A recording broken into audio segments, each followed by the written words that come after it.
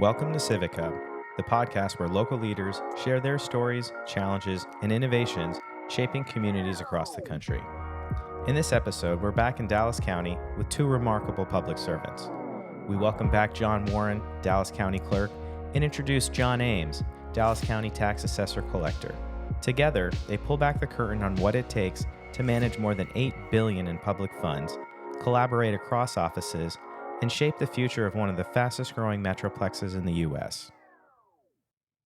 Okay, so this week on Civic Hub, I'm joined by my co-host Linda Holston, as well as John Warren, Dallas County Clerk, and John R. Ames, Dallas County Tax Assessor Collector. Thanks for coming on, guys. Really exciting to have you here.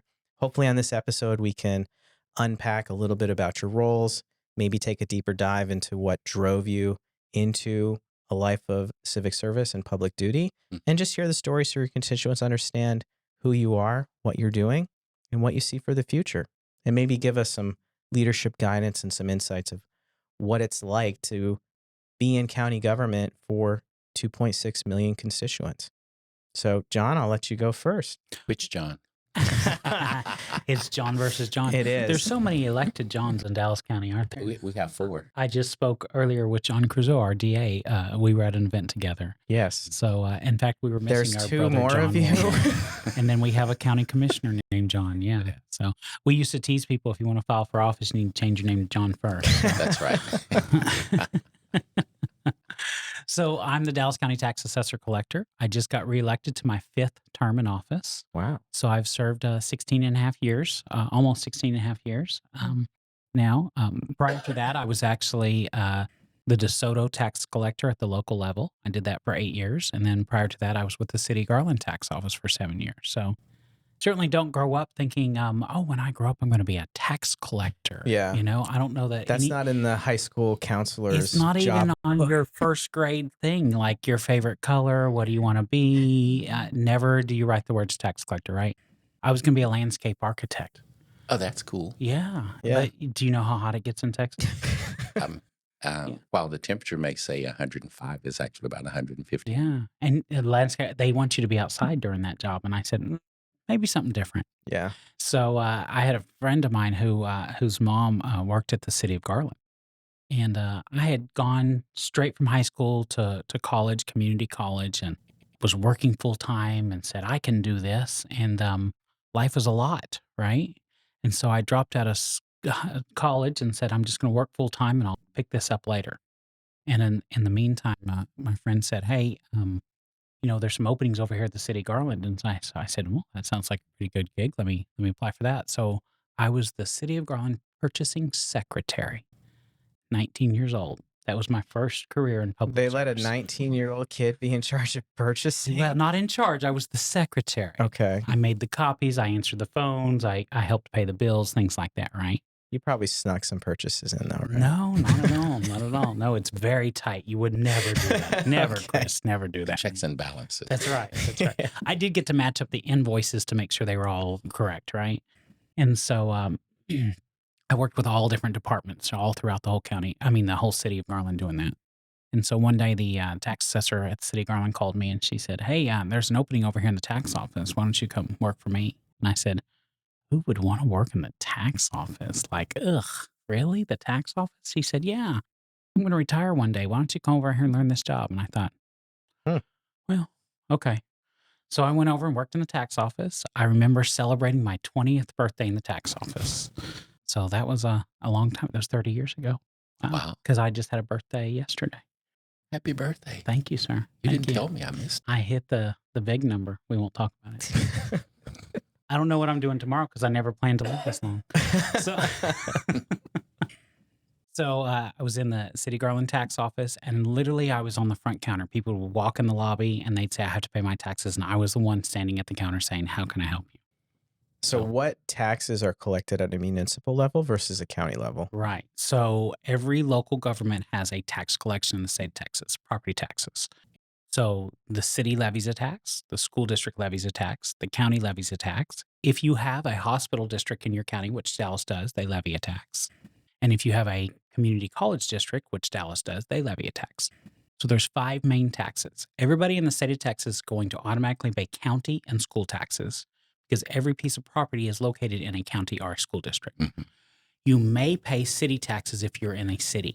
There are still some incorporated areas in the state of Texas that do not fall within a city, so they don't pay city taxes. In Dallas County, all of our property is definitely in the county and the school district. We still have some unincorporated areas that don't have a city, but all of them pay the college district and the hospital district because that is located for the whole county. Got it. And so they would come up to the front window and they would say, hey, I have to pay this property tax. And we'd look it up and say, yep, I'll take your check. Here's your receipt. Have a good day, right? And slowly I worked up from there, and my boss would say, hey, let me teach you how to do this. Let me teach you how to do supplements. Let me teach you how to do refunds. Let me teach you how to look this up. And so I became the lead there in the city of Garland. And then I would go to classes and learn how to be an official tax assessor collector. There was a state certification, and my boss was kind enough to say, yeah, go take the classes. There were some local classes, learned some great stuff from some wonderful people, some attorneys, some other tax assessors. And so I was getting my certification. And I got a phone call one day from a classmate that said, hey, did you know DeSoto was looking for a tax assessor? I said, okay, where's DeSoto? And because I lived you in lived Garland, north right? then at Yeah, the I time, lived in the North Dallas area in Garland, right? And they said, well, you just go down I-35 till you hit the construction and stop. And back in the day, that's when it was all under construction. So I reached out to DeSoto and put in my application, and I came across a letter a little while back, a little cover letter that said, I really look forward to being your next tax assessor. I was pretty So that That's pretty cool. pretty unhumble at the time, you know. So your current position, you're a countywide elected official. Right. When you're at the municipal level, are you hired by the city council? Well, not by the city council, by the administrators. So at that time, the tax assessor hired their staff. The finance people hired the tax assessor, and so on and so forth. So then Got it'll it. go up to the city manager or the superintendent, whoever it was. And so I went out to DeSoto and interviewed for the job. And I was young, about 26 at the time, and I got the job. And they said, well, here's how much we can pay you. And I went, oh, it was like double what I was making. So I was trying not to like do a backflip in front of them. Right? And I was like, okay, I could do that. I said, well, I don't have my degree, but I'm going to school in the evenings part-time. I had gone back to school. And they said, okay, when you get your degree, then we'll even bump your salary up. Ooh, that's an incentive, right? Nice. So they said, we want you to move down to our community and be part of the community. And I said, absolutely, right? So I sold my house. I had a little house in Dallas and sold my house and moved to DeSoto within a year and became part of the community, started going to church, met my wife, we got married. And then a few years after that, somebody said to me, I finished my degree. I finished my degree, and a month later we got married. And then somebody said to me, hey, have you ever considered running for Dallas County Tax Assessor? And I kind of went, no, who would want to be the Dallas County Tax Assessor? And they said, you should consider doing that. I said, well, at the time it was David Childs. He'd been there for 20 years. Before him, it was John Childs, who'd been there for 16 years. Were they related or no? They were not, no relation at all. Wow. But people assumed they were father-son. Right. So for 36 years, you wrote your check to a Childs, right? And so I reached out to David Childs and I said, hey, people are asking me to run for tax assessor. Are you retiring? And he said, nope. I said, oh. He goes, know that. yeah. He goes, you should run. I go, He said that. I should run. And he goes, yeah. He goes, I've been looking at the numbers. He goes, Dallas is trending one way politically. Mhm. And he said, I'm the last sitting countywide Republican in Dallas County. Oh. He goes, for the last 2 elections, I've lost 2 percentage points in each election. He said, last time I won by 51%. So this would have taken him down to 49. This would which have was- taken him down to 49 because there was that blue wave coming in. Yeah. And he said, I assume you'd run as a Democrat. And I said, absolutely. And he said, okay, would you like to see the office? I said, absolutely. Because I'd already getting pressure, like, you should consider this job. This is the next level for you. You should go do this. So I came down and he showed me on a tour of the office. And we had lunch and I talked to some other people and they said, throw your name in the hat. Well, I didn't realize everybody else was going to throw their name in the hat too, right? So it was 4 people in the Democratic primary. You were in a 4-way primary? A So was 4-way I. primary, yeah. 2 men and 2 women. Well, one of the ladies in the primary had run against David Childs previously, and she lost 49 to 51. So she was in there again to say, hey, this is what I'm going to do. And so she said, I'm the only assessor in the race. I was an assessor in California. And so I used to get on the campaign trail and say, that's nice. I'm the one who's only one in this race who's ever collected taxes. And they said, but she's an assessor. I go, yes, but in California, an assessor appraises the properties. She doesn't count the money. Right. I've counted the money, right? I've collected the taxes. And so, as you know, you have to get 50% or better in a primary. 50% plus one. 50% plus one or better. And so polls closed. We counted all the votes, and I was in second place. But you know what? She didn't get 50%. So we got to go to a runoff election. And so we went to a runoff. I had great campaign support. I had a lot of people. I was devastated. You work that hard and you think, oh, worked that hard and I came in second? Really? But I had a lot of people around me say, it's not over yet. It's not over. So we went to the runoff. I handily won the runoff. And so then I was in the race, right? Now it's me against the guy who's been there for 20 years. 20 years. And so a lot of name recognition as the tax assessor collector. One of the highest name recognitions in all the county is the tax assessor. Because you have to write my name all the time, right? And you get those love letters from me at least once a year. And more if you have vehicles. And so we would go to debates and I would say, here's what I've done at the local level, or here's what I want to bring to the county. And he would get up and say, here's what I've done for the last 20 years. But you know what? If I don't get it, John will do a great job. Wow. And I'd look over and I'd say, well, thank you, Dr. Childs. I appreciate that, right? We went to our Dallas Morning News interview and we talked about different things and different ideas. And they said, yeah. Tell us about customer service. Tell us what you want to do. Tell us what you've implemented. So I talked about the things that I did locally that I'd like to bring to the county and things that I saw that we would get complaints about. Like, they never answer the phones and I mailed my check a month ago and they still haven't cashed it and all those kinds of things, right? And I said, there's got to be some efficiencies to be put in place there. So in a very respectful way, because Dr. Charles was right there practically endorsing me, right? So it was difficult to say he's doing a crummy job because he wasn't doing an awful job, but he wasn't doing a great job, right? So my campaign slogan became taking the tax office from good to great, right? And so the whole slogan was taking the tax office from good to great, elect John Ames in 2008.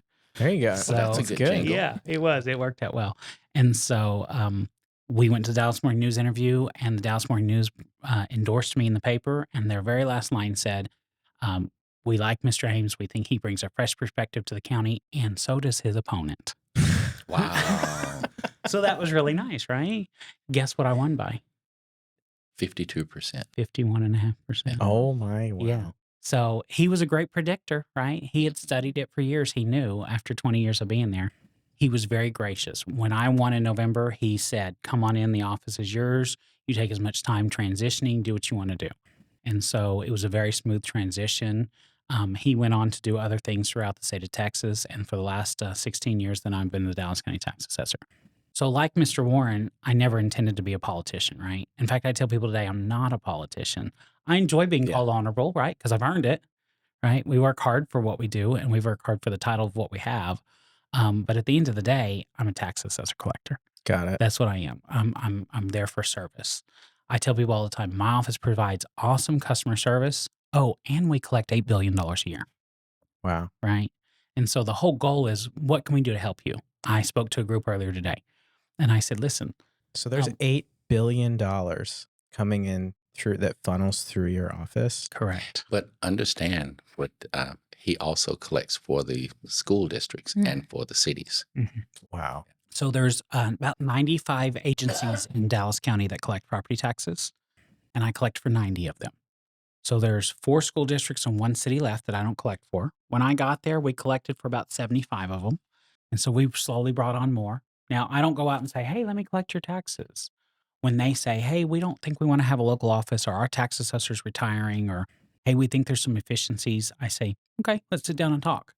And so we can do your collections at it's an interlocal agreement. We partner with the cities and the schools. Yep. They pay us to collect it. We collect their money and then we send it to them. For example, I was talking to an entity the other day and I said, how many accounts do you have? And they said about 50,000. I said, how much do you think I'll charge you to collect that? And they said, oh, about $100,000. And I said, nope. I said, really? And I said, how much does it cost to run your office? And they said, well, there's 3 employees And then we have to pay postage and envelopes and stuff. So it's about $300,000. I said, well, I would charge you about $65,000 to collect your taxes, which means you just saved over $200,000, right? Mhm. So that's the economy of scale, right? Not only are we doing it for Dallas County, now we're helping cities and schools save money. There's no way the city of Dallas, for what they pay me to collect their taxes, there's no way they could stand up an office with all the resources that I have in place already. Right. And so the great thing is I'm already mailing you a bill for the county.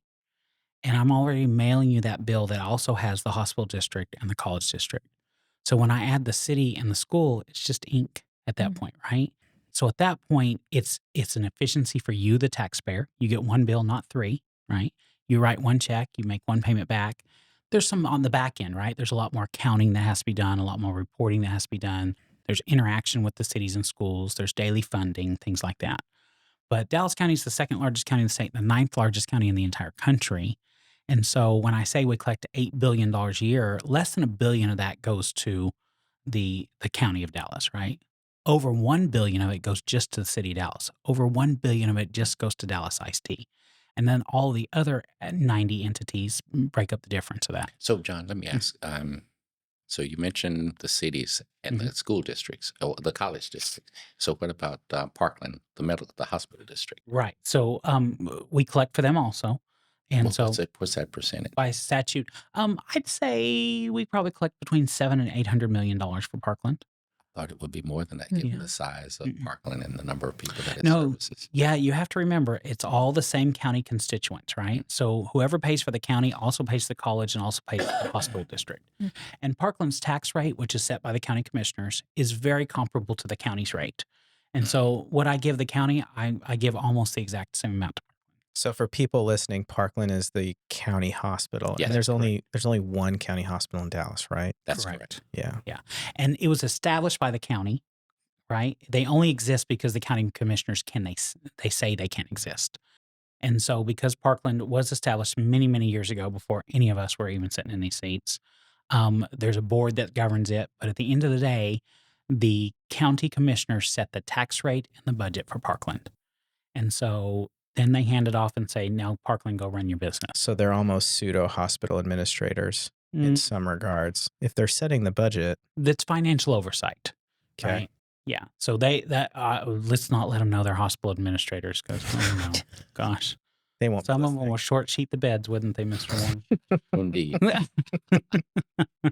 So, no. So, I mean, Because not all counties have county hospitals. that's correct. No. Usually the larger urban counties. I think It's pretty rare. In the North Texas area, it's only Dallas and Dallas County and Tarrant County Correct. that we have Parkland, and they have John Smith? JPS, JPS. John Peter Smith. Yeah, John Yeah. Peter Smith. So, $8 billion, a portion of that also goes to the state of Texas because I am an agent on behalf of the DMV.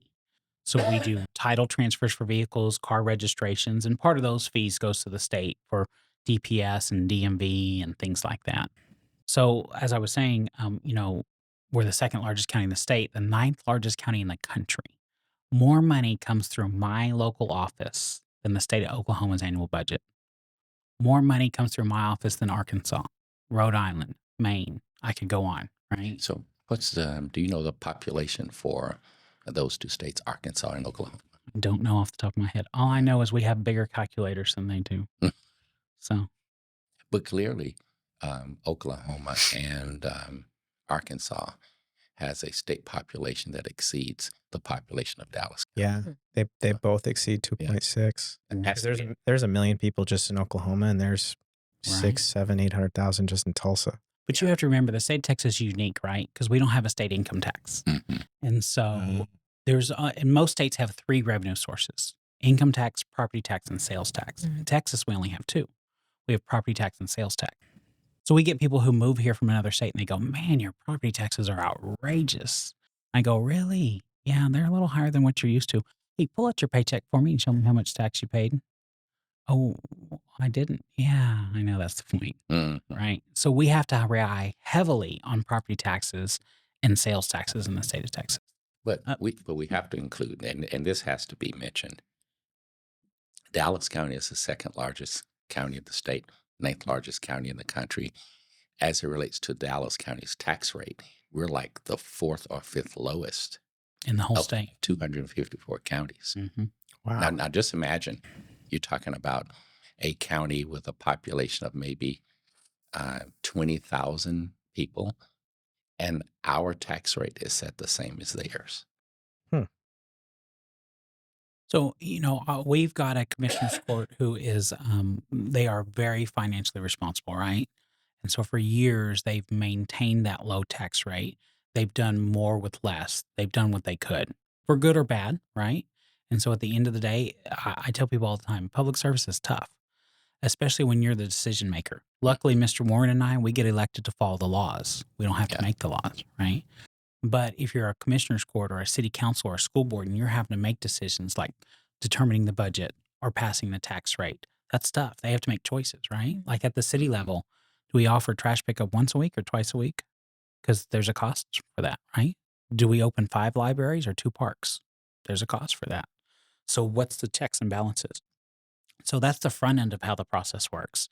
And then once they set those tax rates, they send them to me and I assess the levy, right? Which is where my assessor hat comes in. I take the values from the appraisal district, which is a separate government agency in Texas. And I take those values and then I put the tax rate on them and assess the actual levy, the amount you're going to pay. And then at that point, I turn them into a tax bill, take that assessment hat off, put my collector hat on, and we're all about getting the money in the door and collecting it. I have to say though, every year he continuously to get mine wrong. Just because you don't like the amount doesn't mean it's wrong. Yeah. Hey, I tell you what, you can have the same discount I get. Fair enough. But that's zero. Yeah. I have to write a check to myself every year. That's pretty bad, isn't it? What's the size of your staff to facilitate what you just said? So I have just under 300 employees. That's full-time, part-time, and seasonal, right? We have 7 public locations to help the public, and then we have our downtown location that has both a public and an operations area. If somebody needs to, the constituents listening, and they have an issue with their tax bill or they want to contest it, Mhm. How do they reach out to you? How do they contact your office? I'm so glad you said that. There's no such thing as contesting your taxes in the state of Texas. You can protest your valuation. So that's the official terminology. That's right. Protest. Protest your valuation And is that at your office or the appraisal district? at the appraisal district. Okay. So the Texas property tax system is very unique, right? And so that's where there's 2 areas that you, the public, can help determine your tax levy. One is protesting your valuation, right? The appraisal district says your house is worth $250,000, and you say, "I don't think so." Protest your value, right? The appraisal district is not there to defend what they put on; they're there to gather information. Yeah. They do a mass appraisal. There's 800,000 properties in Dallas County, right? Mm. So they're not walking around your house and looking at your foundation and checking your roof out. They're driving by and going, they got 3 bedrooms, 2 bathrooms, 2,200 square feet. We assume they got granite countertops and they've painted inside and put new carpet in. They don't know that you have a roof leak. They don't know you have foundation problems. They don't know it's going to cost you $40,000 to fix your house. So when you protest, you take all that information to them. And then the value is adjusted based on the agreement between the homeowner and the appraisal district. Once those values are set, that time is in May. Okay. Once those values are set, then July 25th, this Friday, they release all those rolls to the governing bodies, the cities, the schools. And so they come to my office as a tax assessor collector. And then we take those valuations and we do an 82-line calculation. It's like 7 pages long. For every entity, we do this calculation. And we hand it to them and say, okay, you said you needed X amount, $10 million for your budget. Here's what your values are. Based on what you need, here's what your tax rate could be, right? And the cities and the schools and the commissioner's court, they say, okay, well, what if we did this? And what if we added this? And what if we took this out? And so they have to make those decisions with their finance officers and their budget officers, and they have to determine, are we going to increase the tax rate? Are we going to lower the tax rate? What do we need? What are our citizens asking for? And so once they set the tax rate, then they turn that into me. So the appraisal district determined your value, the governing body determined your tax rate, and then they pass to the tax assessor and I assess the levy. So nowhere in there did you hear that the tax assessor decides how much money you pay, right? Like I do math, right? And I do it with a computer. So it's nice that we can do all that together. And then I send the letters out and my job is to collect. And so when people have an issue with the valuation, they contact the appraisal district.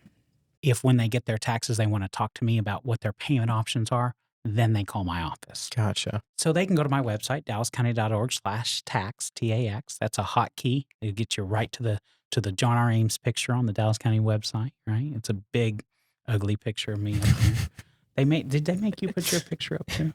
They said it was required. I don't know. I wanted it there, so Did you? it was required by me. So. Okay. That's good. That's good. Well, my picture's up there. It's funny, though, because they wanted me on the right side of the screen, and I had a picture of me facing left. So they flipped my picture. So if you look real close, my part's on the wrong side of my head, but only I noticed that.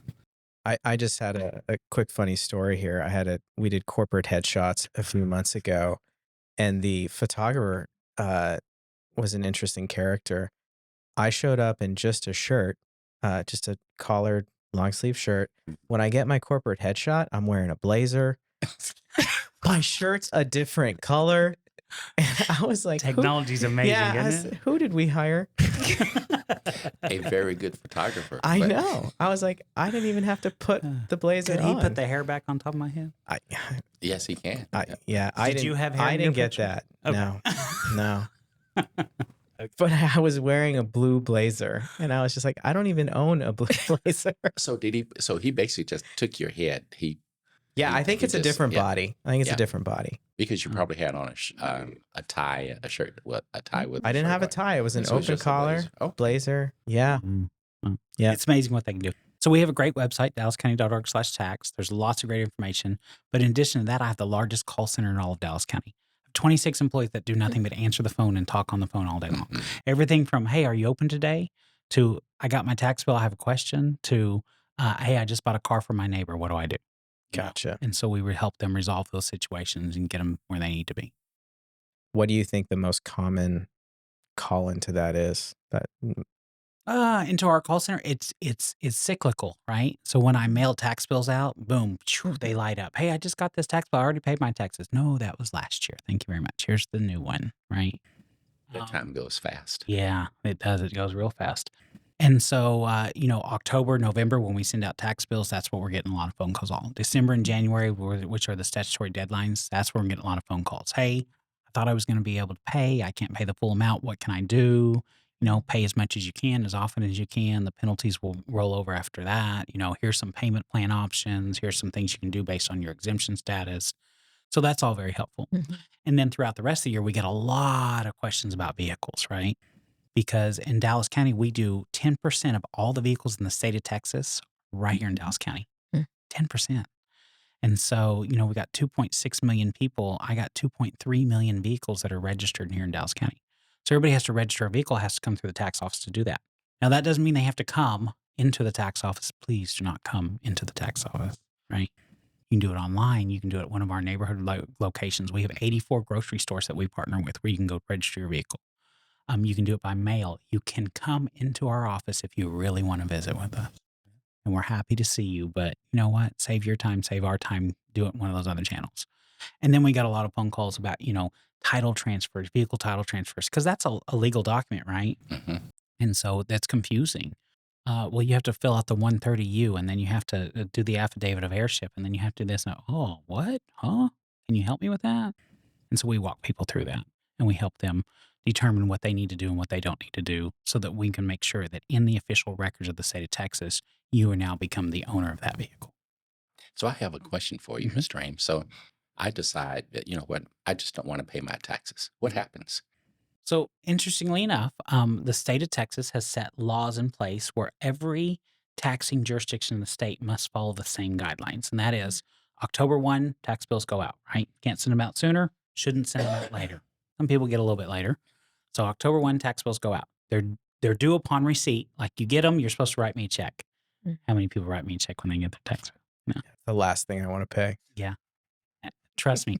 Here's what I do. I write my check in November and I set it on my desk and I tell my staff, if I get hit by a bus, somebody go in there and get my check and post it. Because my wife's going to be busy picking out a casket. She's not going to want to pay the taxes. Well, actually, she's going to be at the dog pound because I keep saying, we'll get another dog over my dead body. And she said, done. So I think on the way home from my funeral, she's going to adopt a dog. But anyway, so she loves animals. And so, your tax bills do drop dead by January 31st. That's a state law. Everybody has to follow that, right? And so on February 1st, 7% penalties and interest are on your taxes. 7%. I don't determine that amount. Commissioners don't get to determine that amount. City and That's schools, actually in the tax code. that is in the Texas property tax code. It's funny, when I got in this business 31 years ago, the tax code was like a little pamphlet. Now it's Mm. an inch and a half book. It's just huge. So every year, it's an interesting fact. When the Texas legislature meets, over 60% of what they discuss is tax related, whether it be exemptions or Wow. values or rates or things like that, right? Because that's the big topic in the state of Texas. Oh, your taxes are too high. Your taxes are too high. Yeah, but the good thing about us, you being a tax assessor, me being the county clerk, when someone complains, we can say, well, John can say, he said, well, the Texas tax code says that I shall, which That's means I don't, it's not volitional. I don't have a choice. And For he- me, it's the same. It says the clerk shall. And here's the So- other cool thing. Like, I don't have the authority, even as the elected official, to say, oh, I see you were a little bit late. I'm just going to waive that. That's correct. I have no authority at all, right? So there's very few instances in the Texas property tax code that allows me to accept a payment without penalty and interest after the deadline. And so that's good, right? Because you don't want somebody saying, oh, elect me and I won't charge you a penalty. No, no, no, no. I was elected to uphold the laws of the state of Texas.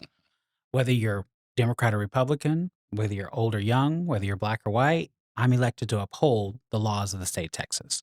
Everybody gets treated equally. That's why you put Mr. Warren and I in office, is to make sure everybody gets treated equally, whether you That's voted correct. for me or not, right? Because I love these constituents. They say, oh, I voted for you. Can you help me? Thank you for your vote. Here's the law. Yeah. Right. And so we have to lay out the law, right? My dad gives me a hard time. I need to renew my registration. I said, oh, great, go online and do that. Because I can't give that to you. And I said, you could, but it'd be a lot faster. Just go online and do it like all the other citizens need to be doing, right? So you got to train people up to do what they need to do. And it makes it more efficient for them. It makes it more efficient for us. It creates efficiency within county government. When I got to the tax office 16 years ago, we didn't accept credit and debit cards. How many people carry cash or a checkbook on them? Do you even own a checkbook, Chris? I don't have one anymore. I remember the days Linda, of you have a yeah. checkbook? I was horrible at bouncing my I don't know if checkbook. I've ever had a checkbook. Isn't that amazing? I hire employees today and we have to teach them what a check is. Mhm. We have to teach them how to read cursive writing, right? And so I give my constituents a really hard time. I say, you know what? All you folks that are using your debit cards at the grocery store and you're on Amazon ordering stuff, and then when your tax bill comes in, you go back to your closet and you dig through 4 boxes to find your checkbook, and then you write me a check and mail it. Stop doing that. Yeah. Right. And so when I got here 16 years ago, we weren't taking credit cards, debit cards. And I said, this is silly. Why aren't we doing this? And the staff said, oh, that's hard. I said, really? I said, wait, who's been to Dairy Queen lately? And they raised their hands and I said, how'd you pay? Oh, I used my credit card. Oh, you think the 15-year-old that gave you the dip cone can take a credit card, but we can't do it in the tax office? Really? That makes a lot of sense. So within a year, we were taking debit and credit cards, and then we were doing online payments and online e-checks. And so there is a convenience fee to use a debit or credit card, but an online e-check costs absolutely nothing. It's a no-cost solution, so people can pay at home using their account number and their routing number, and it makes it easy for them. It makes it efficient for us, right? And so, I take over 1 million payments a year. And so there's 800,000 properties. Some people make payments. Some people split it. Some people get on payment agreements. And so we accept over 1 million payments a year just in property taxes. That doesn't count the 2.3 million registrations we do a year. That doesn't count the 700,000 title transfers we do a year. So almost 4 million transactions a year. And if we had to process a check from everybody, it's a lot of processing, It's a lot of checks. a lot of checks, right? So remind me, and it's been a long time since I've accepted a check. Is there a fee or cost for processing a check? Online? Yes. Yeah, online, a check is converted to an ACH. Mhm. And so our contract with our provider right now says that you can do an ACH e-check online for no cost to Dallas County. Yeah.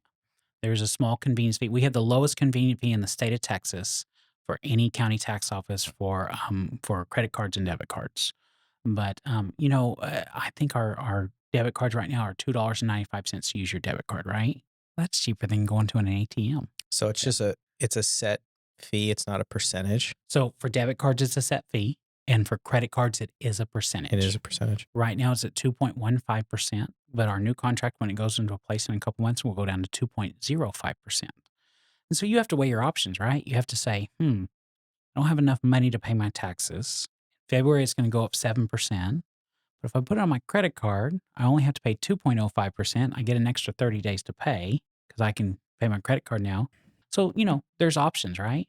I put everything on my credit card because I got like the airline miles, right? Like I That's don't pay right. for flights. So I have a friend that is in the funeral home business, and he said you'd be amazed how many people pay for a funeral on their credit card because they want the miles. And so I love that idea, right? I'm like, yeah, charge it, charge it, charge it. Mm. But you have to be disciplined if you do that. You have to make sure that when that credit card bill comes in, you pay it off every month. But I haven't paid for an airline flight in about 15 years. That's pretty cool. So That's good to know. I have a vacation coming up, and I'm looking for you sponsors. need a vacation. We all need a vacation. But I need sponsors. Oh, I don't know about that, Mr. Warren. So, it's a unique business, right? People think, oh, you just sit over there and count money. Not really. Yeah, I had no idea the amount of money that funnels through your office, the amount of transactions that, if you multiply that, divide that down to, 5 days a week, 52 weeks, how many transactions you're doing daily.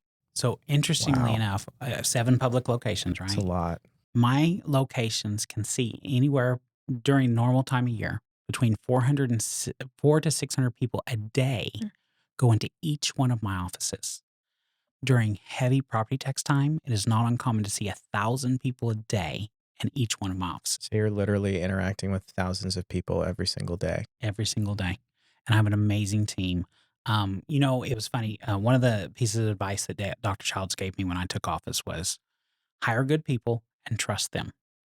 Because you can't be at every office every day to unlock the doors. Exactly. And you can't be there every day to close the doors, right? And so make sure that whoever you hire, you trust. And so for 16 years, we've gone through that. And, we were talking a little while ago about mentoring and things like that. I inherited some really good staff. None of them are there anymore after 16 years. A few people are there.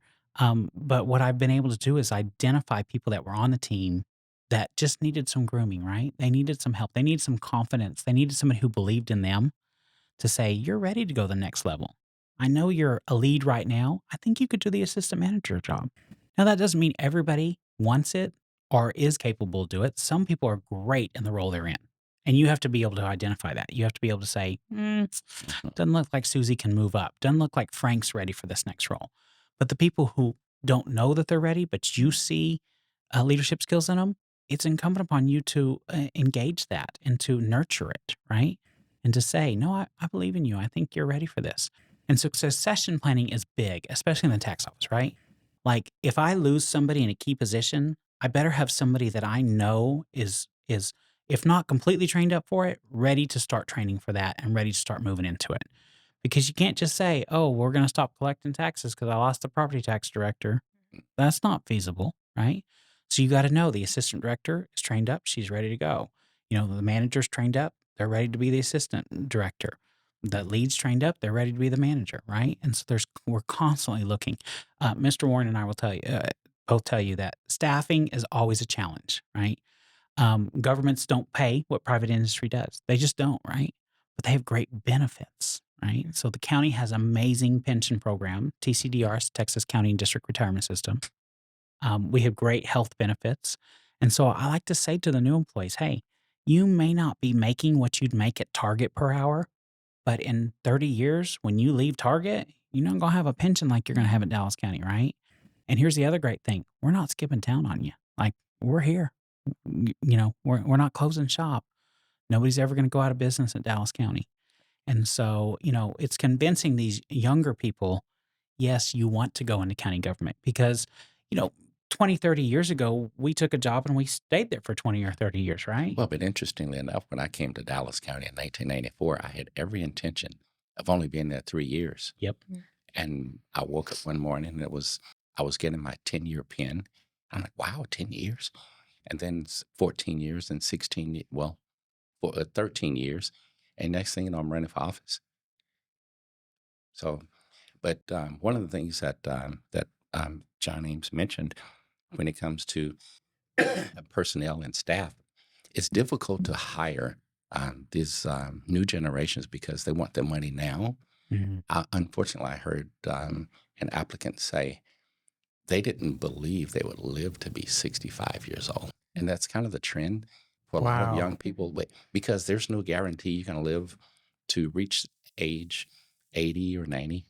And so it's like, nope, I want my money now. But I tell people all the time, it may not be the best now, but think about the quality of life you want to have when you're not able to work anymore. Mhm. And coincidentally, I was watching, I'm really into artificial intelligence.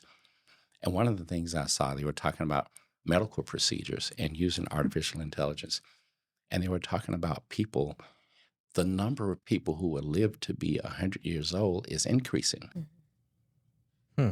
So now just imagine. My mother-in-law will be 94 in October. Yeah. She still drives. My grandma just hit 95 in April. Yeah. Does she drive? No. I caught her taking Linda the took trash her out the keys other away. day. Yeah. Well, when Wow. when she came to live with us at age 80, we got her a new car with, the fancy features, And then at 85, we got her another car. And then at 90, we got her car. I said, listen, Grandma, this is the last one. We're not doing this at 95. She's still out there driving. I caught her taking the trash out to the corner the other day. I said, hey, why didn't you tell me? She goes, oh, you were busy. It's trash day. I'll take it out. But that's the good thing. You don't want to sit down because you want to, if That's the what more she said. active you become, Mhm. the more active you stay, the more active you can be. Absolutely. Yeah. Yeah. So, hiring is always a challenge, right? Because people can make more money instantly working somewhere else. And the youngest generation, they don't intend on staying anywhere long term, right? They don't say, I'm going to be in this job and I want to work my way up and then 30 years from now, I'm going to retire from that. That isn't even in their mindset, Yeah. right? They're not really thinking about careers. No, they really aren't. They're thinking about, it's funny. Have you ever heard of daily pay? Yeah. Okay. No. So At the end of the day. this was new to me. My 19-year-old got a job and I noticed that he had money going in his account. And I said, Jacob, how are you getting money in your bank account? You haven't gotten paid yet. He goes, oh, it's daily pay, Dad. You sign up for it. Whatever you earned yesterday, you can draw today. What? I was Wow. like, what? I said, well, on Friday when you get your paycheck, what are you going to get? He goes, I won't get nothing because I'm taking it every day. And I was like, okay. Well, so this is the new mentality, right? Is Real-time instant pay. gratification, right? Boy, that's But isn't weird. that the same as kind of being a day laborer, where you go to Yeah. parties Right. pick And up get paid at guys? the end Yeah. of each day. Yeah. So convincing people, not only do they want to work at the county, but they want to stay for 10 years. And here's what's so important about 10 years. In the county, Texas County and District Retirement System, and the reason they call it that is because it's for counties and appraisal districts. So Texas County TCDRS and District Retirement System. At the 10-year mark, and every entity picks whether it's an 8-year mark, a 10-year mark. I think it's either 8 or 10, right? It's 8 or 10. And so Most are 8. Dallas County picked 10. And so, of course, Yeah. we didn't do the 8, we did the 10. So we picked 10. And so when you hit your 10 years, you're what they call vested. And so vesting means that whatever money you've put in retirement, the county is going to match that 2 to 1. And that's going to be your money forever. So when you retire, that's going to be money you're draw on when you retire.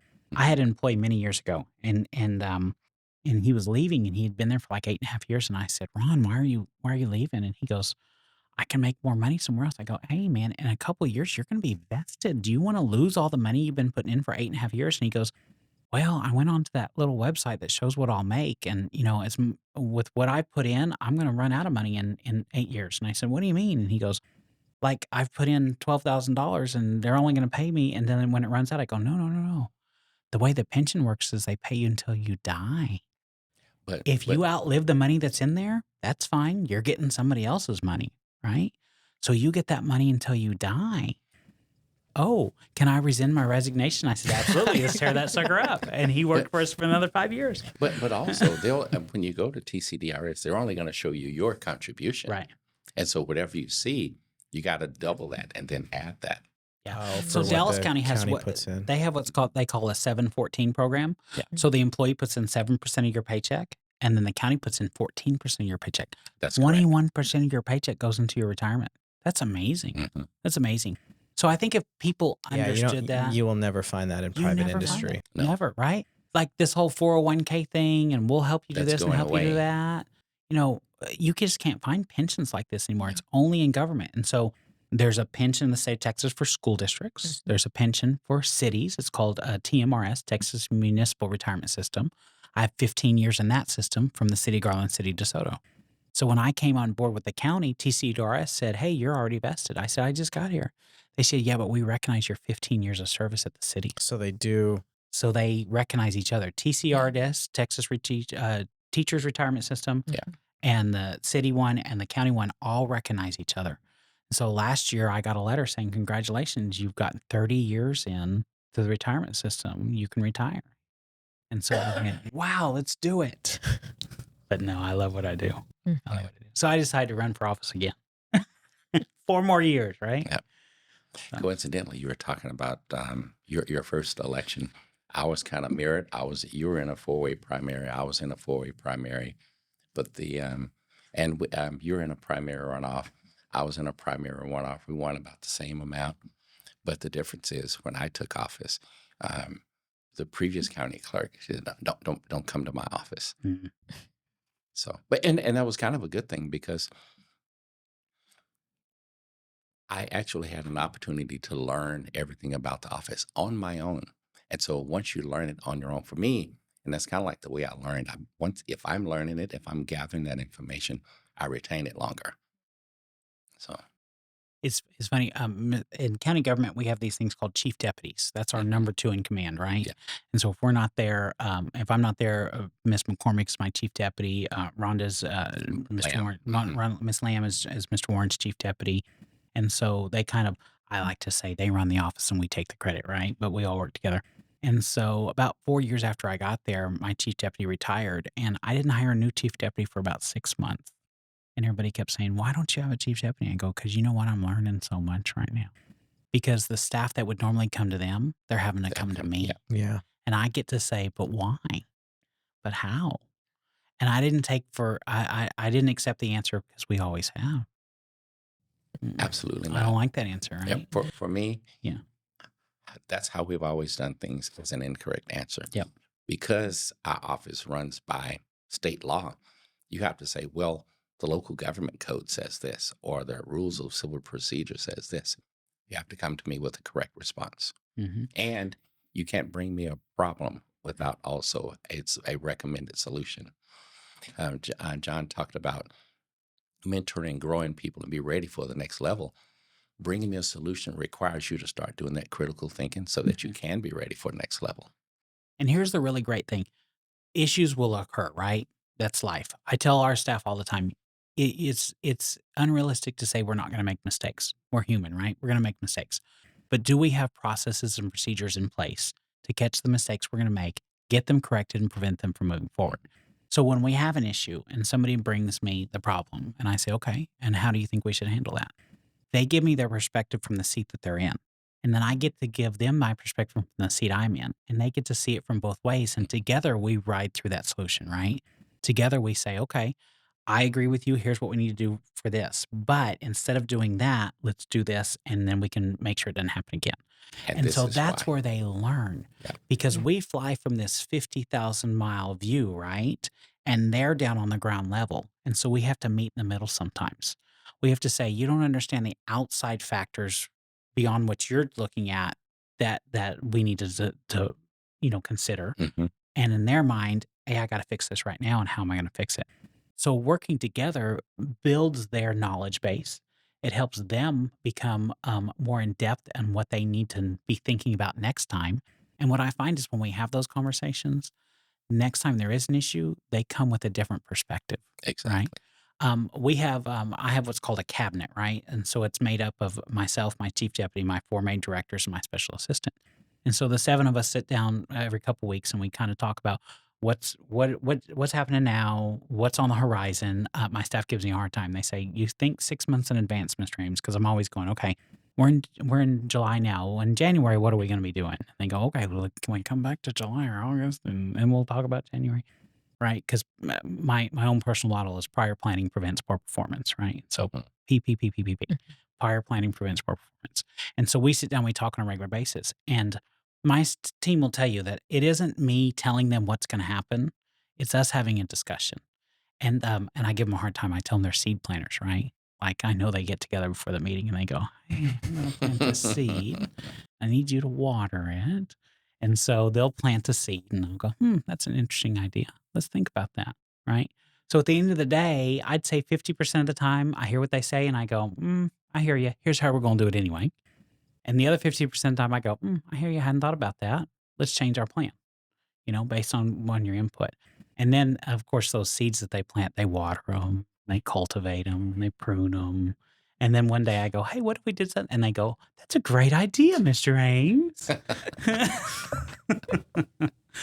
So, but that's good though, right? Because they learn how to deal with cultures, and they're politicians in their own right, right? Mr. Warren and I, we get to go to the functions and the fundraisers and the HOA groups, and we get to speak in public forums, and we love doing that because in our minds, educated citizens are so much more able to conduct business on a more efficient level with county government, right? And so I always tell the group, now at the end of the discussion, each one teach one. Whatever you learn today, go tell your neighbors, tell your friends, tell your family, so that they know how they need to do things, right? But at heart, him and I, we're big efficiency nerds, right? Like we want to be in the office going, "Hey, why does that take 8 steps? How can we do it in 6?" Exactly. Right? Yeah. Or how can we not touch that, but let the computer do it for us? Or what piece of equipment can we bring in that'll take that away? Now, we're not trying to replace people's jobs Yeah. because there's more than enough work to do, right? What we're trying to do is do the work faster, do the work more efficient. Yeah. When I got there, it would take weeks to post people's payments. 99% of the mail that we receive today is opened, posted, and deposited today. So that's an efficiency that I put in place in the tax office, right? People say, "Well, why does that matter? Why is that important?" Well, number one, if you write a check to the tax office or you make a payment, you have an obligation that we're going to timely post that payment, right? And an expectation. And an expectation. At the end of the day, if you write me a check and it hasn't cleared your bank in a week and a half, what are you going to do? You're going to call, "Hey, my check hasn't cleared." Well, that is a phone call that we didn't need to have. So Exactly. you just took another employee's time and effort when they could have been answering a call for somebody else, right? Or they're going to send an email, "Hey, I sent a check. I'm not sure if I got lost in mail. Can you check that?" Well, it's in the tray over there. No. Get the tray done. So we set some basic expectations. My team will tell you I have extremely high expectations. In fact, about a year after I got there, I walked into my office and there was a whole bunch of people around my conference table. And I said, "Oh, was there a meeting I missed?" And they said, "Oh, we need to talk to you." I said, "Oh, this feels like an intervention." They said, "Yeah, you're running really fast and really hard and you're killing us." And I said, I'm not stopping. I said, "So this is the speed we go at the tax office now. If you can't get on this bus with me, you're welcome to get off." And a few people left. And that's the exact same conversation. I actually stood on the desk in my office and I told them, "Oh, I don't climb I on don't know. furniture." I don't know what I said, I don't know what the expectations were before, but these are the expectations we have now. And I said, "You're either on board or you don't have to." I did it before I even swore anyone in. I said, "You don't have." I said, "But once you raise your hand and take this oath, these are my expectations." And I think in part, that's what the public wants. They want to. I say people will never complain about whatever the tax rate may be if they see a return on that investment. Okay, I pay this amount of taxes, but man, that tax office is extremely efficient. Boy, that county clerk's office, they're extremely efficient. That's what they want to hear. I don't refer to my office as a government office. I refer to it as a business. And with any business, with this one, you're going to make sure that you take care of your shareholders. And so for me, the shareholders are those taxpayers and those individuals that elected me.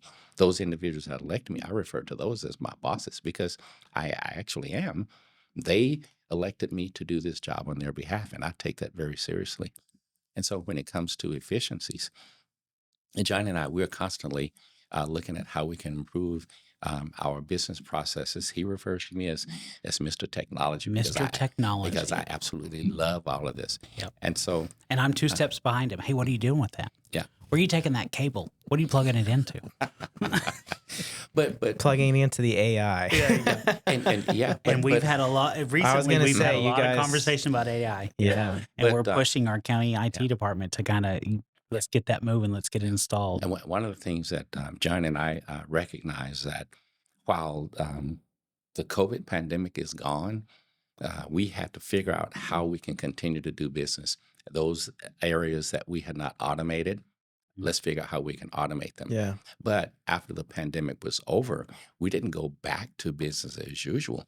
We continued to do those automations and look at how we're going to do automations in the future. And you bring up that AI word. I'm just overjoyed of the possibilities of artificial intelligence. And John is right. It's not about losing employees. The thing about John's tax office and my office are the busiest in the county. We're the face of And county yeah, government. we are We're the the face. face of county government. And the fact that he talked about the volume that he has and the volume that I have, that means our employees are hitting it hard from the time they get into by the time they get through work until the time they're in, They by the sleep time they well at leave. night. But the deal is, we also recognize that they are human. Some take care of aging parents. Some have financial difficulties. Some have children issues. Some are single parents. And we know though those things are the things that they also bring into the office. They carry on them and trying to figure out how they're going to manage these things.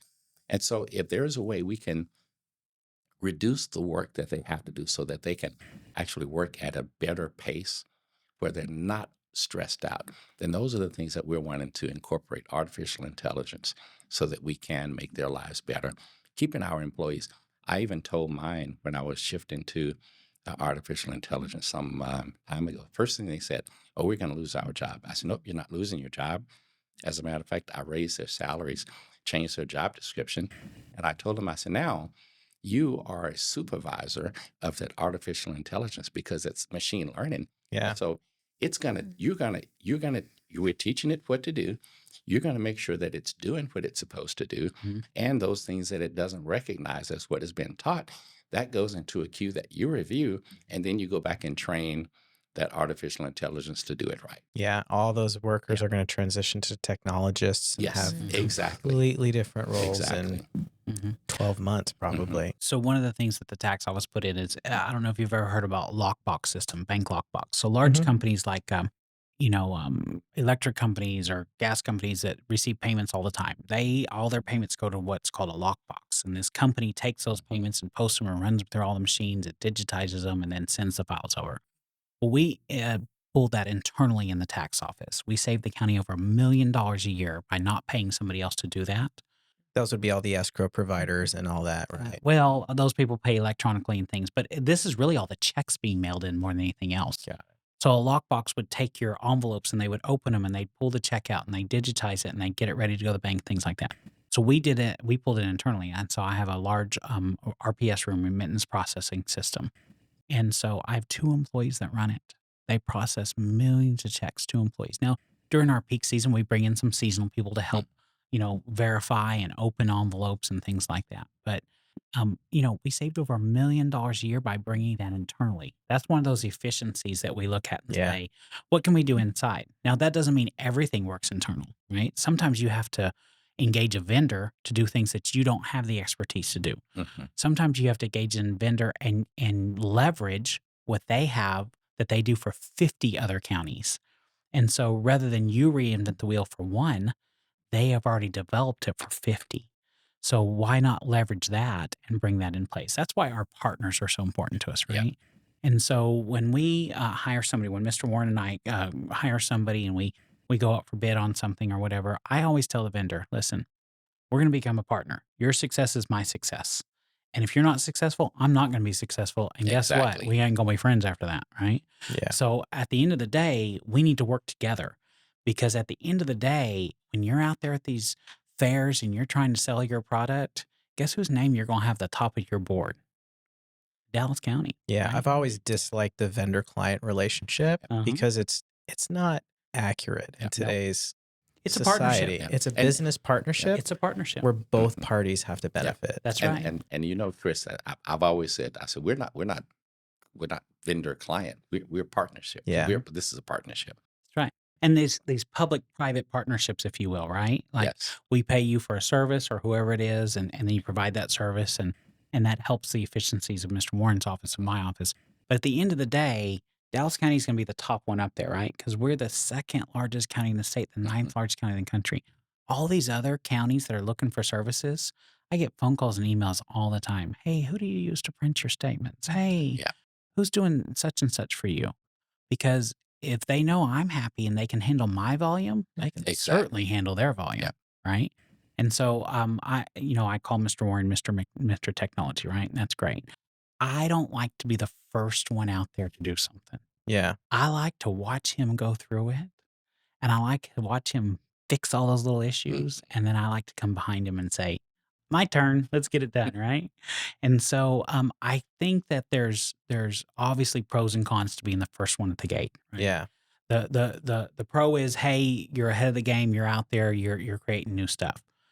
The con is you just had to deal with a bunch of stuff you didn't see that was going to happen, and you've got to go through the issues and fix it and stuff like that. So being the second or third one, yeah, I'm there. I'm okay being the second or third But one. it's kind of interesting because I don't mind being the first one. No, you don't. I always tell people, I said, the Dallas County Clerk's office is the Starship Enterprise. We go where no man has ever gone. And I said, in doing that, we're bringing efficiencies. I said, but also I should be allowed to make as many mistakes as it takes. And I'm going to document all that to achieve what we need to achieve. I said, but none of those mistakes will be repeated.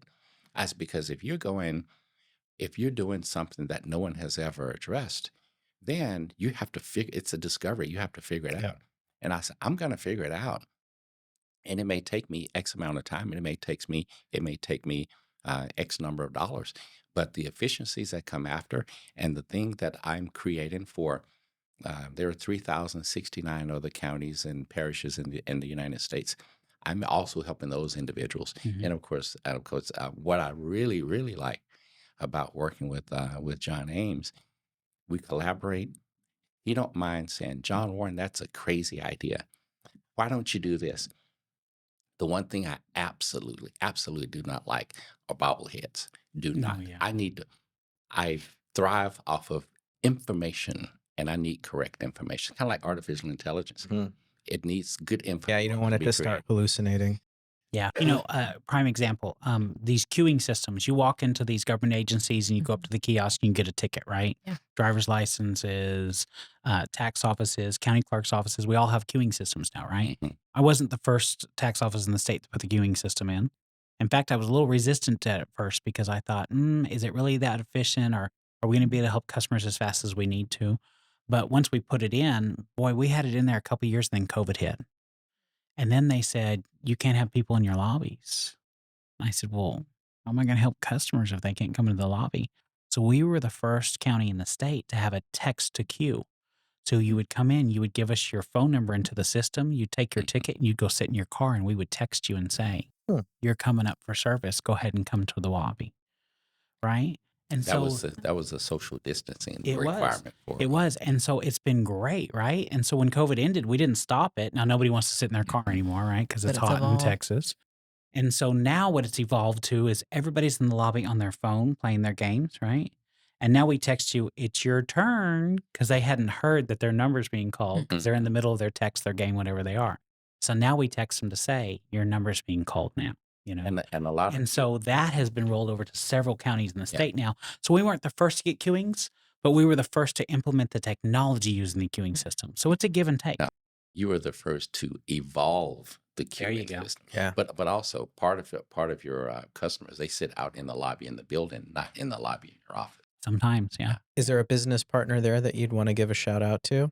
We use a company called NemoQ. Yes. We've used them for many, many years. They're right here in the Metroplex, I believe. They are. Yeah. They are. They're actually just outside Dallas County, in that county just north of us. Yeah. Starts with a C, but we don't really recognize it. Yeah. We just call them far north Dallas. Yeah. I was far north Dallas. Far north Dallas. Yeah, I was meeting with their one of their business development folks. Yeah, it's just funny. A couple weeks ago. Their CEO and their developer actually met with us a few weeks ago, and they wanted to sit down and just have a brainstorming session. And I said, why'd you pick us? They go, because you guys are always asking questions like, hey, does the system do this? Hey, can we get this report? Hey, da-da-da. So we want to know what you need, because if we can please you guys, we know it's going to help 50 other people. Yeah.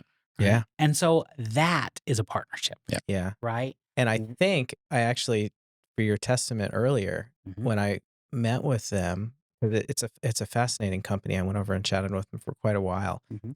Uh, being in this industry, first question I asked is, "Where are you?"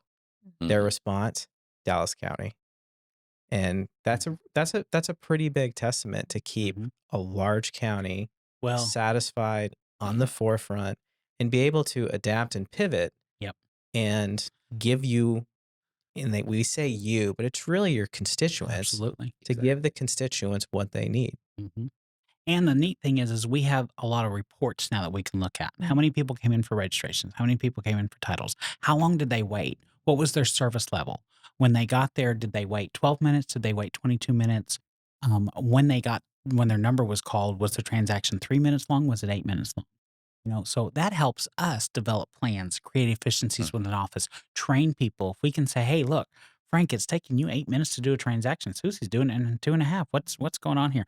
Is Susie doing it right, or is Frank not doing it right? Is there somewhere in the Exactly. middle? What can we do to create efficiencies? One of the things that we have to look at because of our volume is time on task. So how long does it take Absolutely. to execute this process? So, but also when we're addressing those pain points of our business processes, and we're partnering with a vendor, that's a good relationship because we're receiving a better service. But at the end of the day, what's the our vendor business partner receiving? That's the evergreening of your systems, so that all those things that a county in Nebraska may want, Yeah. you already have a service that will meet their needs because you've tackled the ninth largest county. Yeah. You're building that ecosystem. It's funny you said time on task. We're a very large county. We handle a lot of transactions, right? And so I have a good friend, Dawn Veith, who's the Archer County Tax Assessor. It's her and 2 other employees, her entire office, right? Yes. 3 people. right?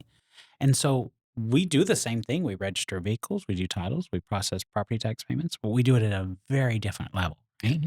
And so I was talking to Dawn about a DMV issue, and we were talking through it or whatever. And she goes, hold on just a second. I got to run up here and take a registration. So she went and helped the customer and then came back and we visited. And I said, Dawn, I said, it's interesting the dynamic between the 2 offices, right? Like my office is, next, here's your ticket, here's your receipt, have a great day. Next, here's your ticket, here's your receipt, have a great day, right? And hers is, oh, hey, Mary, I'll see you on Sunday. By the way, I really like that pasta salad recipe, We can't do that. Yeah. I'd love to be able to do that, right? That'd be amazing.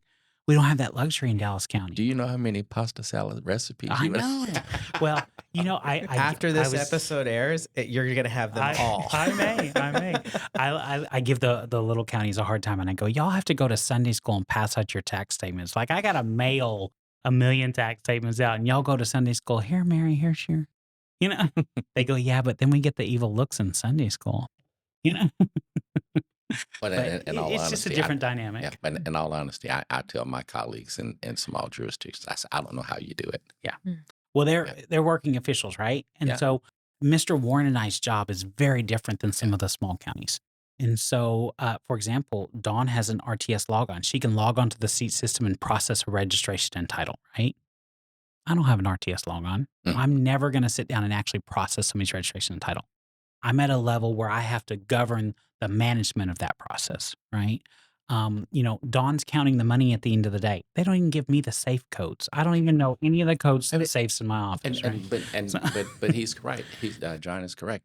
I have no access to any money in my office. Ditto. Even if I want supplies, I have to request it.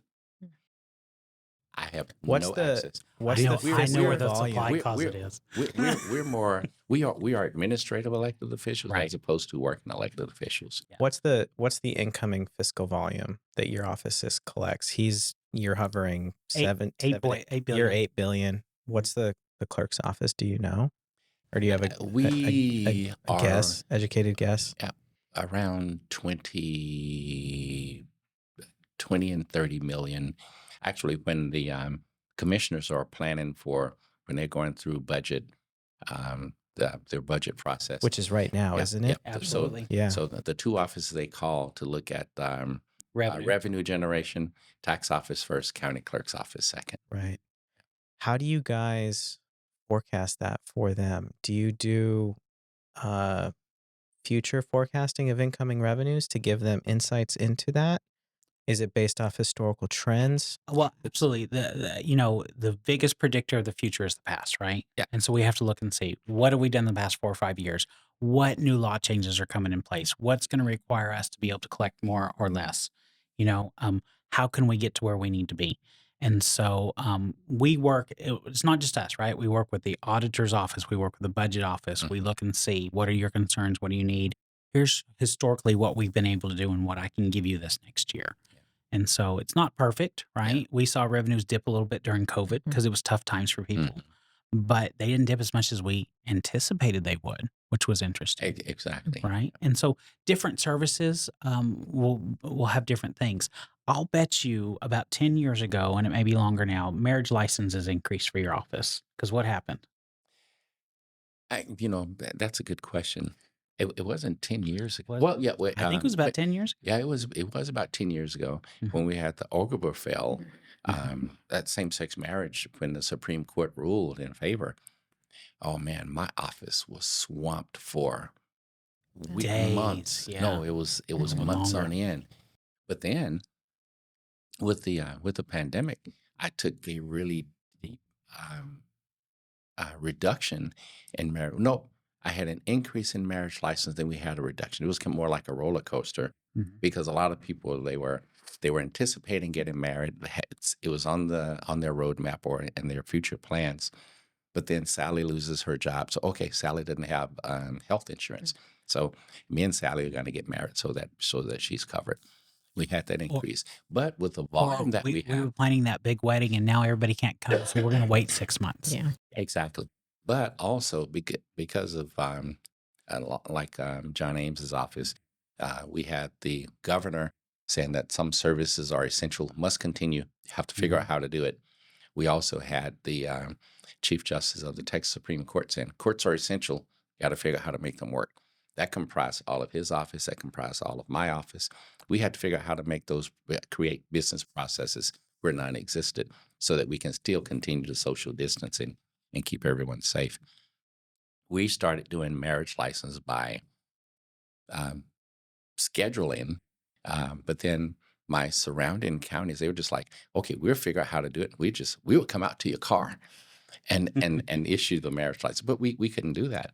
And so we lost a lot of business to particularly Collin County and Tarrant County.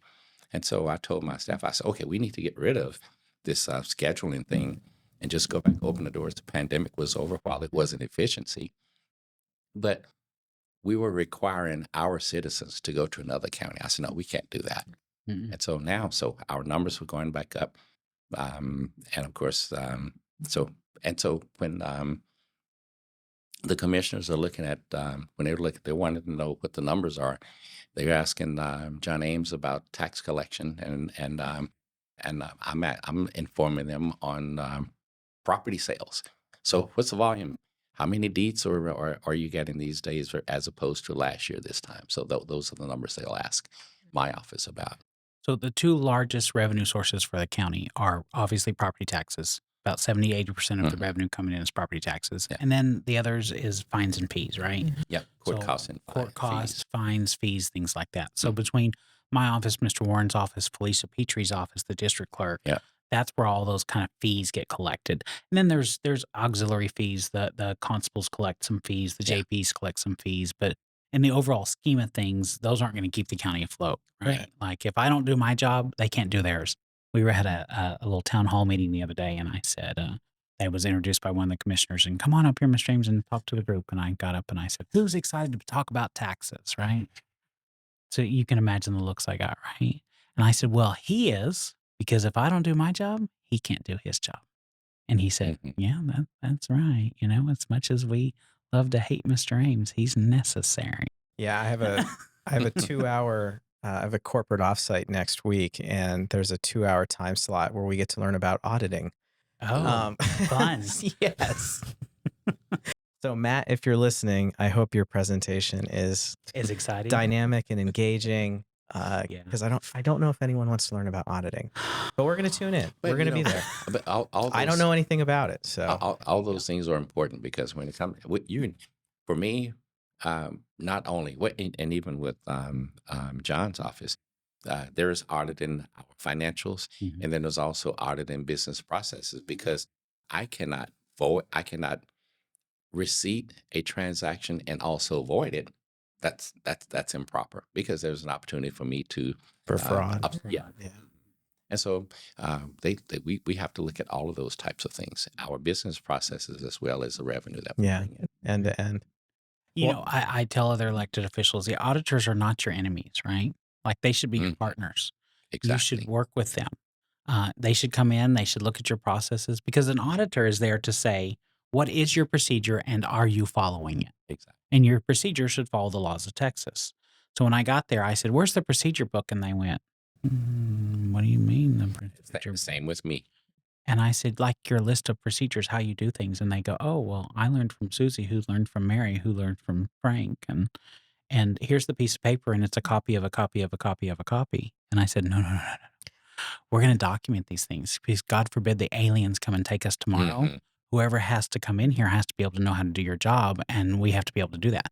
So the auditors love to come in and say, can I see a copy of your procedure? And so we show them Yeah. the procedure, and then they say, now are you doing it the way you say you're going to do it?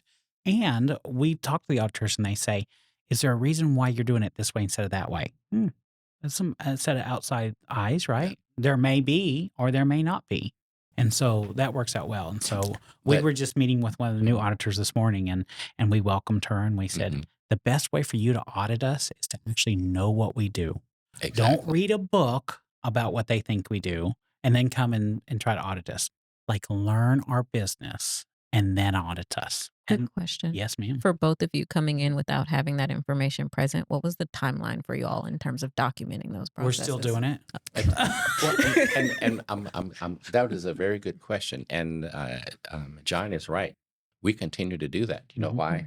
Because the Texas legislature meets every 2 years. Yeah, it's a And living, so it's a God living help us document. all. It's a living document, and it evolves.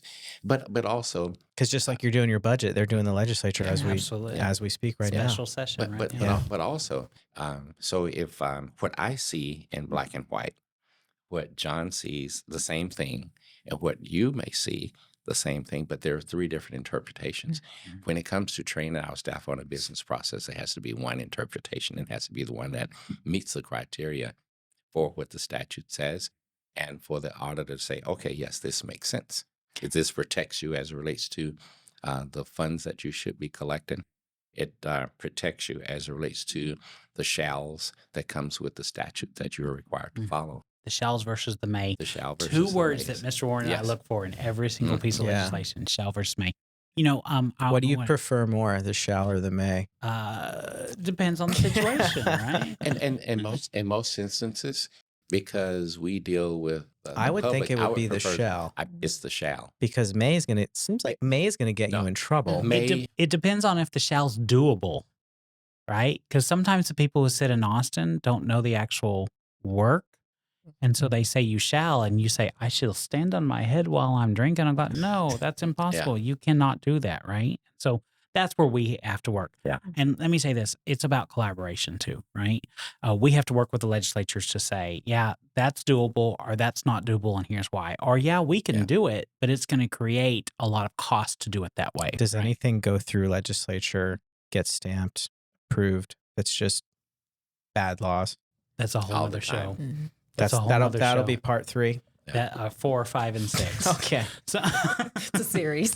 it really is. So and it's not their fault, right? Because every legislature has a good heart, right? Every single person down in Austin says, "Oh, I had a constituent that brought me this issue. I had a brother-in-law that brought me this issue. I heard this through the grapevine," and so they want to try to fix things, right? Yeah.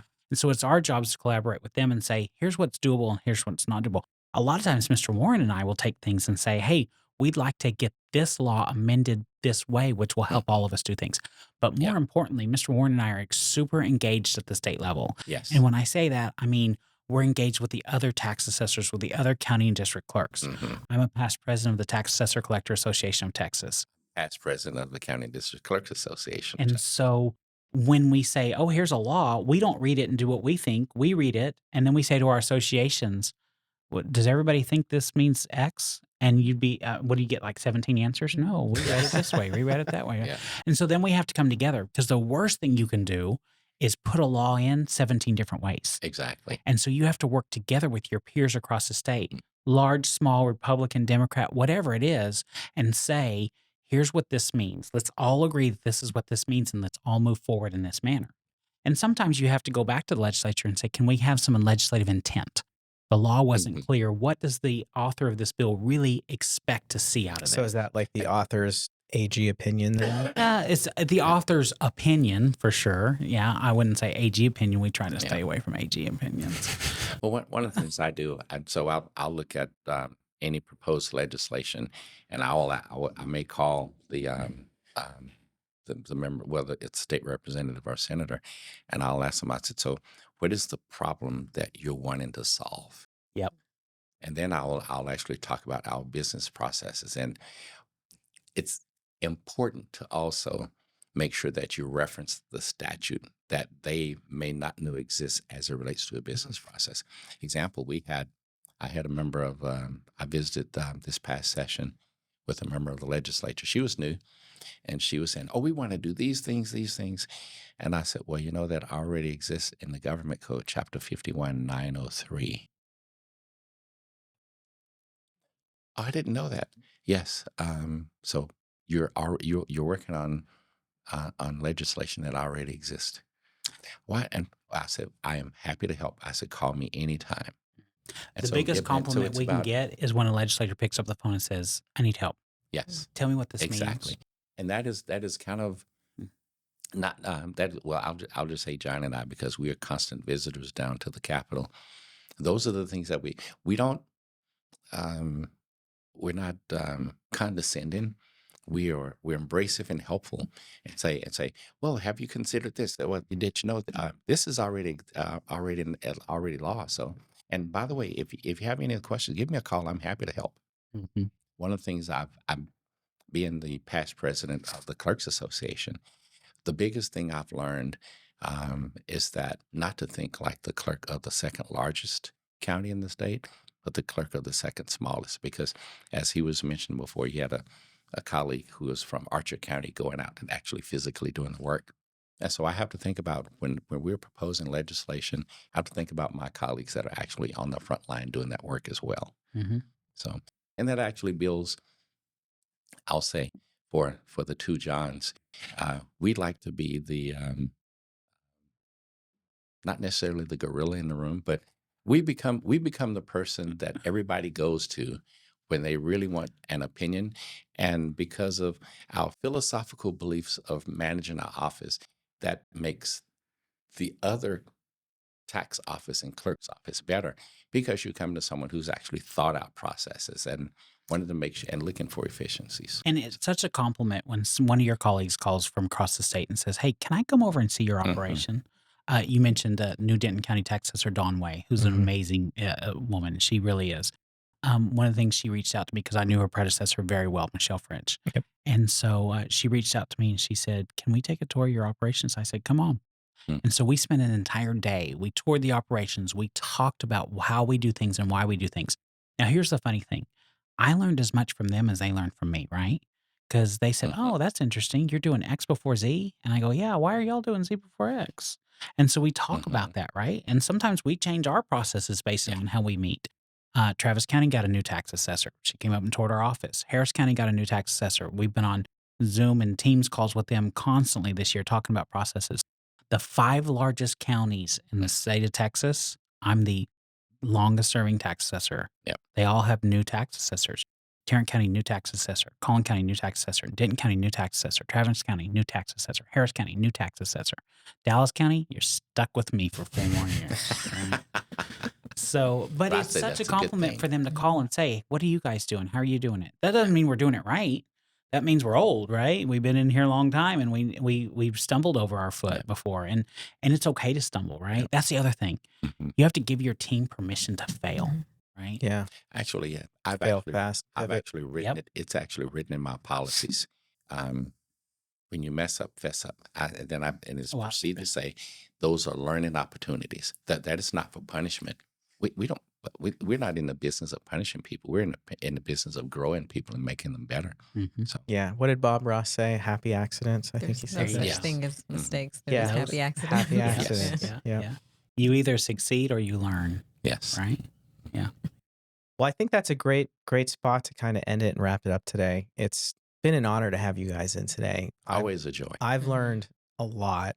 I had Good. no idea the amount of transactions and the money that was flowing through the assessor collector's Shh, office. don't tell anybody. I know. I'll keep you here until we get the safe codes. I remind my wife all the time, honey, it's not my money. Stop shopping. Yeah. But again, thanks for taking the time. We know you guys are really busy. Any final words, Linda? I like on, your Linda. campaign slogan, and going back to this is for both of you, but going back to the idea of making a good office great. Uh-huh. If you had to pick your successor, like what characteristics would they have? What would they need to do to take the office from great to greatest? And you can Great use to that awesome. you can use that in Ooh. 2028 because it'll trademark? rhyme. So I'll have to say this because I've thought a lot about this, right? Because we're not going to live forever, right? And I do want to enjoy retirement one day. We have elected officials that say, "I'll die in this chair." Not me, Not right? me. Like Wanna die on a beach. I've worked hard, right? And I've done what I can do. I want my successor to recognize the work that I've accomplished and build on that. I don't want anybody to come in and say, "Oh, all that, we're going to change it all," right? Yeah. I want them to say what's working well and what else can we do to make it better, right? And so, I think when elected officials decide not to run again or they lose or something happens and their office changes hands, it's a real upset for not just the staff, but the public. Mhm. Because Mhm. so many things change. And I want somebody to take over after me one day in the future. That's a good call out because most people don't Mhm. realize sometimes the turmoil when our Oh, it's local huge. government officials They don't see that. change. Yeah, I was very fortunate. pretty that- big disruptor. That my predecessor said, "Come on in. What can I do to help?" Right? Yeah, John that's- didn't have that. That's rare. Right? And so But- it's very, very rare. And so what I want the person who comes in after me to do is say, what was working well? And John, what did you want to do that you never got to? Mhm. Like, give me some of the ideas that you just couldn't get past the finish line. Because unfortunately, you're never done, right? Exactly. You're never done. So You're never done. You just have to figure out where to hit the pause button. Mm. Let somebody else come to the seat, and then they hit play. And sometimes it's time for us to go. Sometimes we've worn out our welcome, right? Mm-hmm. So my seat's it's still warm. I'm still there. Well, I would to answer that question, I want somebody who believes in the vision that I have for the office, but certainly have a heart for public service. Great way to end it. Thanks, guys. Really appreciated it. Thank you for having us.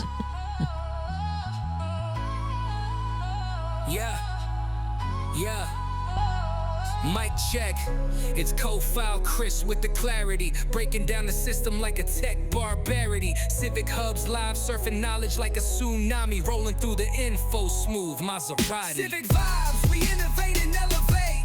Local government shift, let's recalibrate. Tech meets transparency, the gap we abbreviate. Civic Hub anthem, come participate. Street lights buzzing, city halls we navigate. Machines in the council throwing out the candidate. Blockchain buzzing, Chris gonna moderate. Algorithm steering votes, lines automate. Plug in, gather round this pod like it's holy. Future blueprint drafted digitally solely. Ideas hatch quick, think it's gotta be Goldie. The Civic Hub thrives where the minds all moldy. Policy precision sharper than a switchblade. Red tape slayer, break it open with the upgrade. AI council, tech dreams don't cascade. We building the future, bricks cut from the data spade.